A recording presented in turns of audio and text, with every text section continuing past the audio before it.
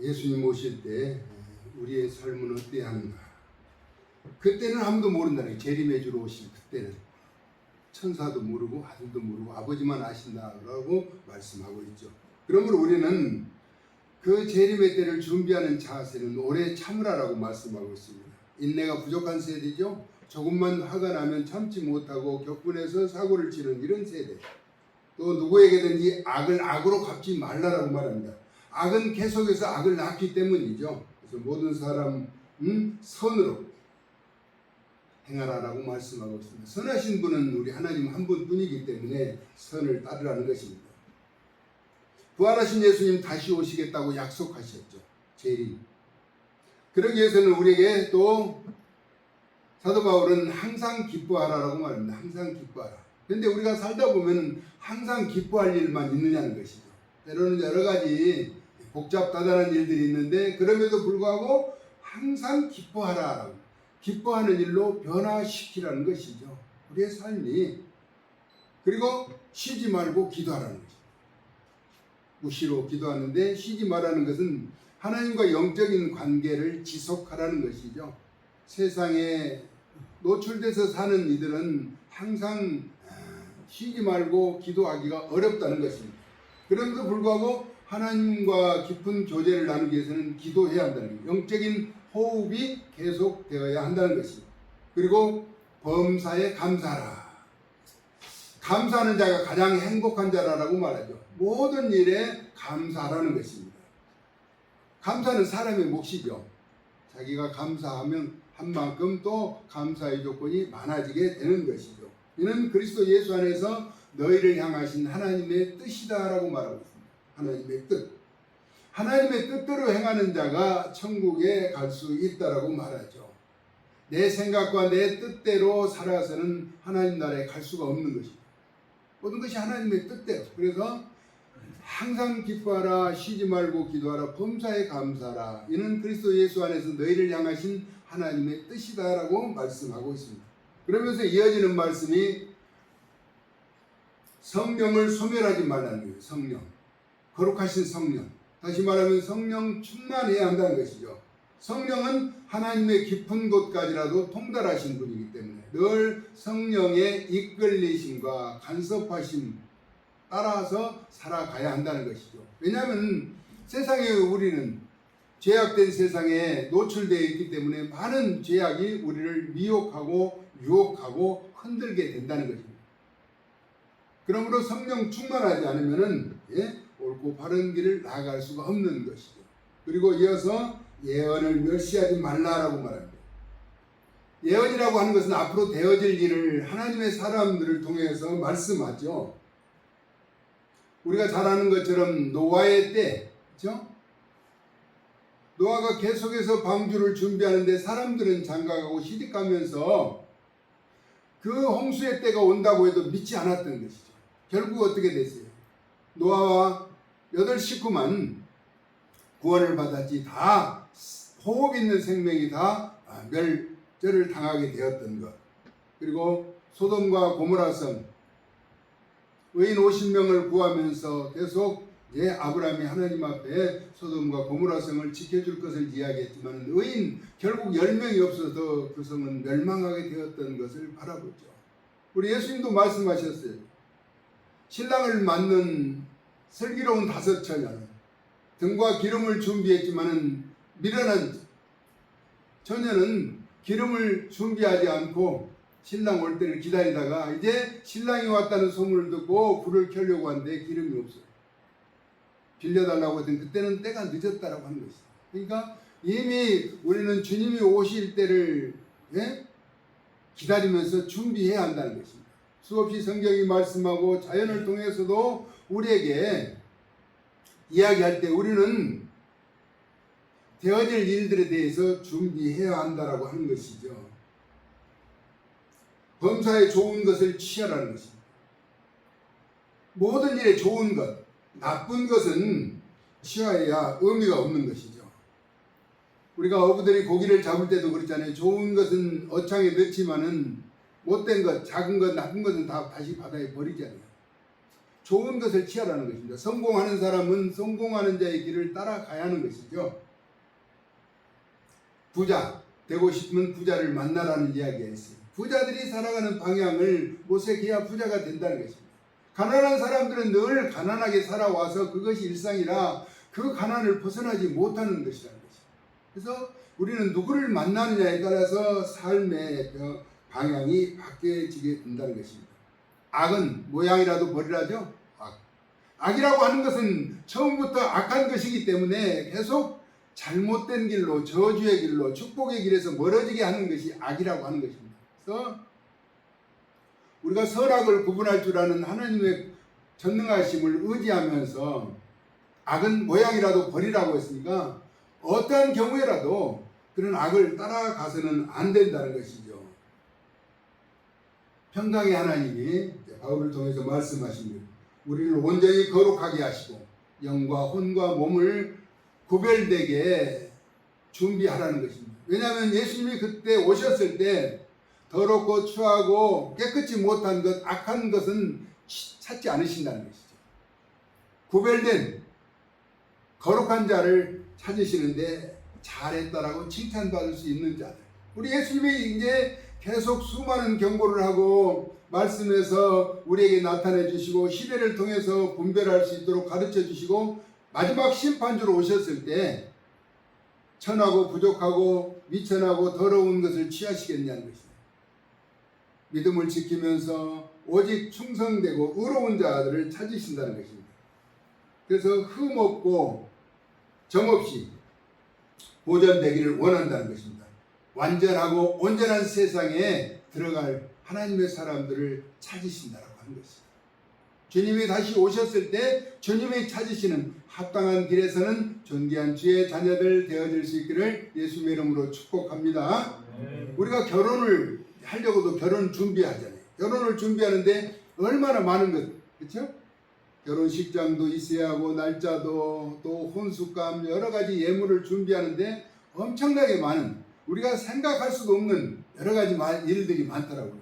우리는 단지 청첩장 한 장, 또 요즘은 카톡으로 받아보지만은 그 결혼을 준비하는 그 순간순간이 여러 가지 일들이 있죠. 저는 최근에 안타까운 일, 결혼 날짜를 잡았는데 그 주중에 연락이 왔어요. 결혼이 취소됐다.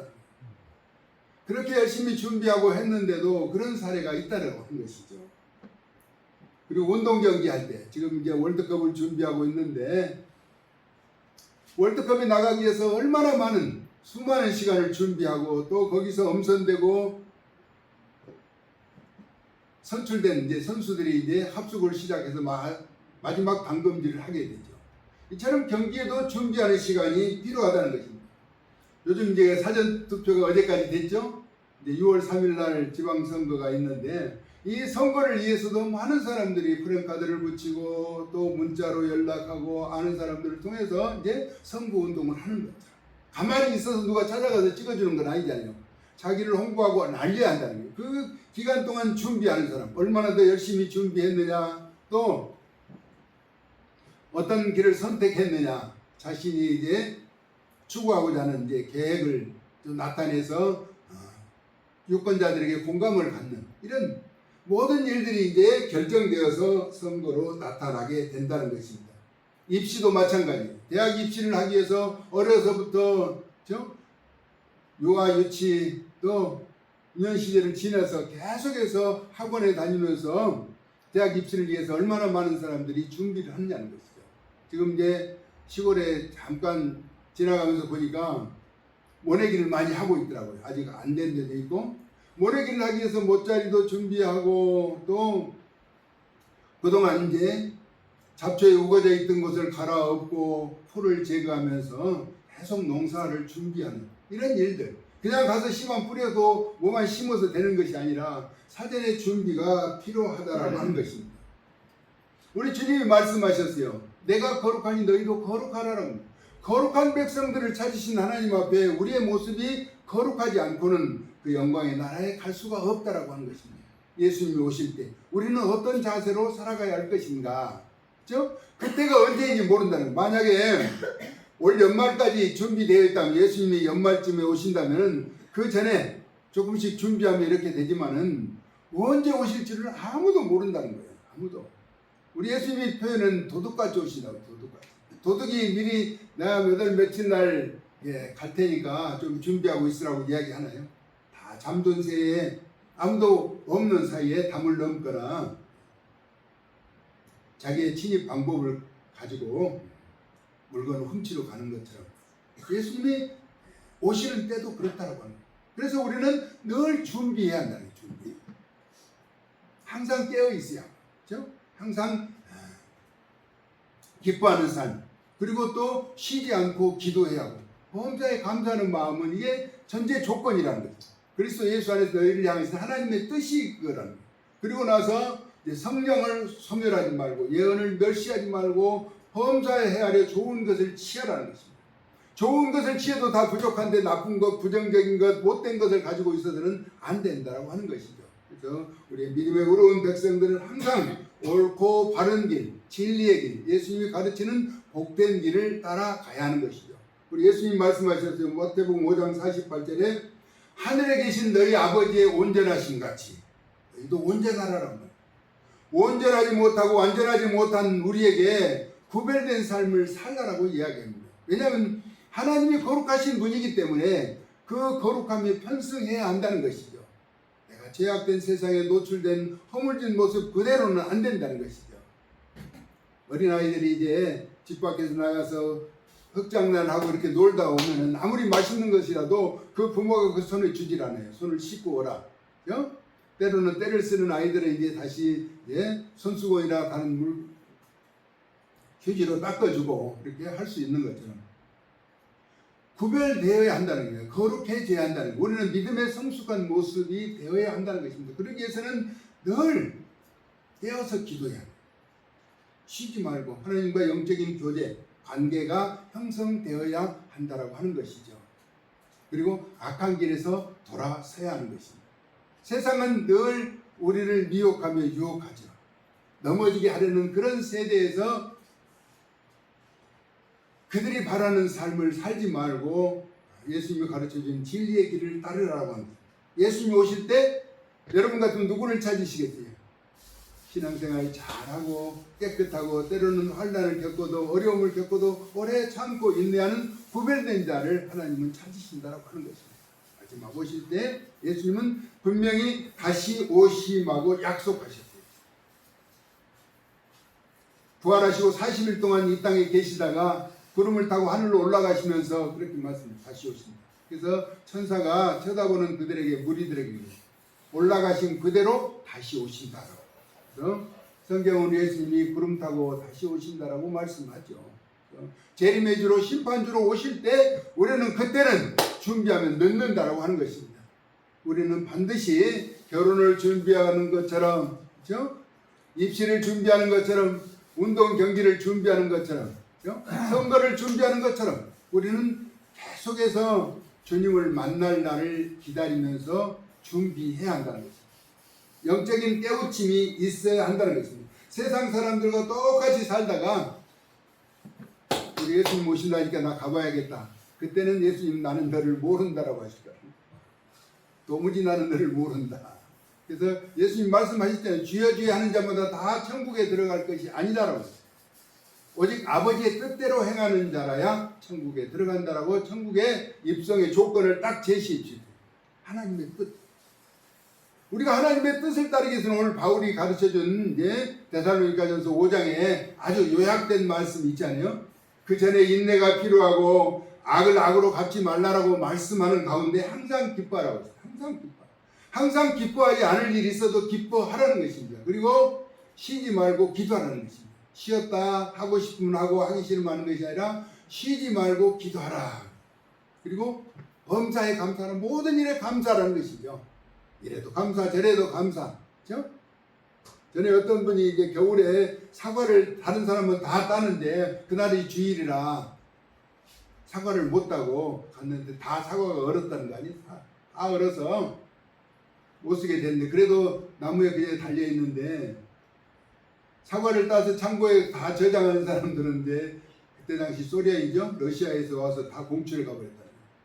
그리고 주의를 지켰던 그 장로님 가정의 사과만 나무에 붙어 있는 것, 그것이 이제 아주 10년 농사보다 더 많은 이제 비싼 값에 팔아서 어려운 시절을 지날 수 있었다라고 하는 것입니다. 모든 것이 하나님의 은혜라고 감사하면서 하나님의 뜻대로 사는 자는 하나님은 철저하게 지키시고 결코 외면하지 않으신다는 거예요. 하나님의 거룩한 뜻대로 사는 자, 제가 목회하면서 보니까 때로는 수요일 날 이제 어떤 계약의 조건이 있는 것 같아요. 그러면은 중요한 계약이니까 그를 계약으로 수요 예배를 안 드리고 결과는 계약을 했어도 성사가 되지 않는 것을 저는 여러 번 봤어요. 주일은 물론이고요. 근데 분명히 이때 안 가면 내가 손해를 보는 것 같은데 주일을 지키고 공예배를 지키고 나면은 다른 방법으로도 하나님이 그보다 더 좋은 것을 허락해 주시는 것을 보면서 하나님은 역시 살아계셔서 중심을 보시는 전능하신 분이다라고 하는 사실을 깨닫게 되었어요. 근데 사업하는 사람들이 그걸 못 버리더라고요. 이 중요한 이 찬스, 이걸 놓치면은 계약이 성소가 안 되는데 손해보는 것 아니냐. 나중에 열심히 하면 된다. 그래서 이제 우리 생각이죠. 절대로 안 되더라고요. 그래서 하나님의 약속은 하나님의 가르침, 진리를 따라서 행할 때 하나님은 하나님의 사람들에게 확실한 복을 주시고 응답해 주시더라라고 하는 사실을 깨닫게 되었습니다. 예수님이 오실 때 예수님이 찾으시는 자가 되기 위해서는 성경에 기록된 말씀, 그렇죠? 성령을 소멸하지 말라라고 합니다. 그래서 늘 성령 충만해야 돼요. 예언을 멸시하지 말라. 되어질 바를 미리 이야기하는 사람들은 말을 함부로 여기지 말라는 것입니다. 그래서 자연을 통해서도 우리에게 주어지는 이야기예요. 때로는 믿지 않는 사람들을 통해서 우리에게도 무슨 이야기를 할 때 깨달음이 있으면 그것을 실천해야 한다는 것입니다. 주님의 음성이 주님이 그를 통해서도 말씀하시는구나 하는 것을 분별할 수 있어야 한다는 것입니다.